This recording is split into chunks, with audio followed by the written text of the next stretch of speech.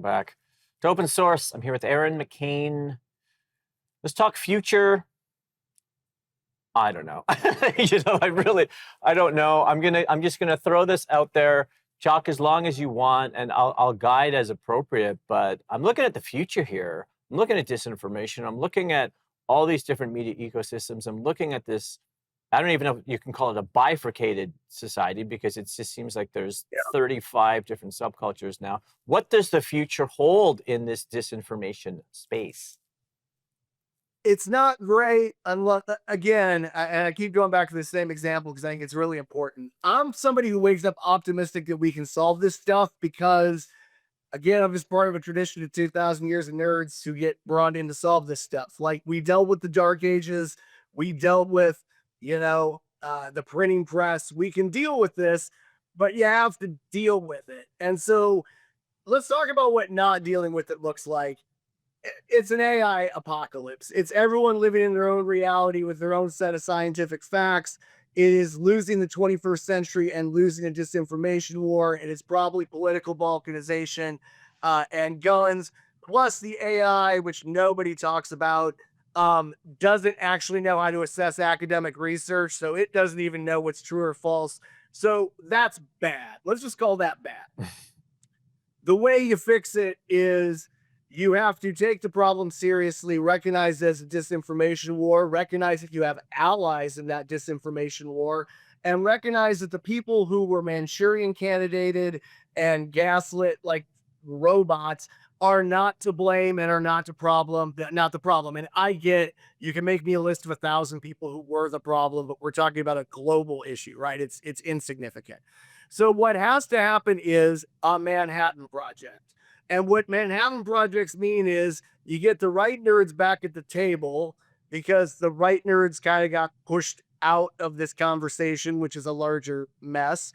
And you start seeing who's been building what in the tool shed. You figure out a way to make a national conversation about whose weird gadgets and, Rick Sanchez and Dr. Strange stuff works and doesn't.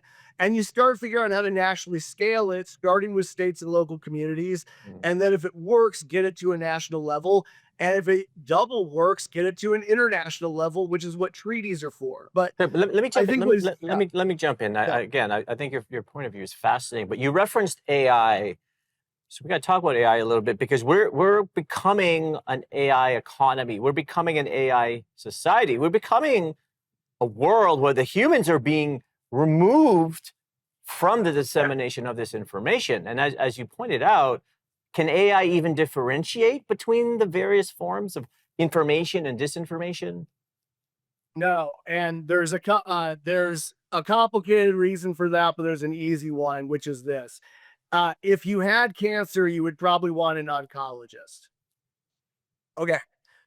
They forgot to program in the equivalent of oncology into the AI, which is rhetorical and narrative theory, which is that 2,000-year-old tradition of nerds.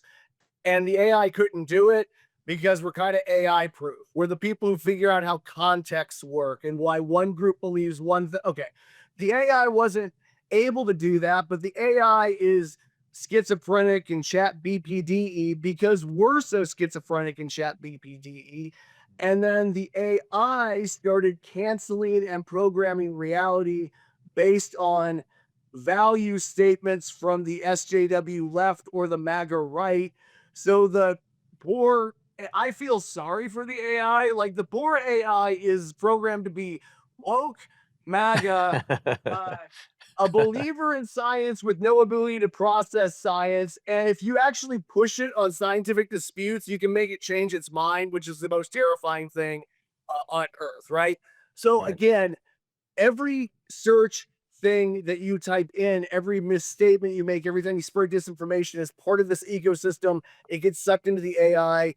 This is a Manhattan Project moment. We have to seize it. Okay, I'm gonna have to end it now. I will say the best takeaway is that we have to feel bad for the AI because it's learning from us flawed humans. Aaron, you've been a great guest. Hey, I really, really appreciate it, Bobby. This was a blast. Thanks, man.